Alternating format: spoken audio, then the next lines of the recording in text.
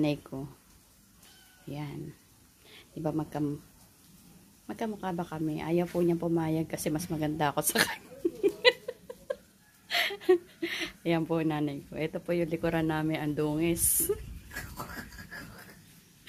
Ayan po yung yung labahan. Hindi pa po naayos kasi yung yaya namin may sakit.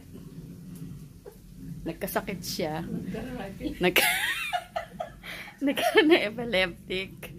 Ayan. Kasi ang tigas po ng ulo ng yaya namin. Kain ng kain, tapos inom ng soft drinks. Ayun. Tumaas ang sugar. So, ayan. Dito po walang tubig. Baka po meron kayong panchikas dyan para makapagpakabit na po kami ng tubig. Drum-drum lang po yung tubig namin. Ayan.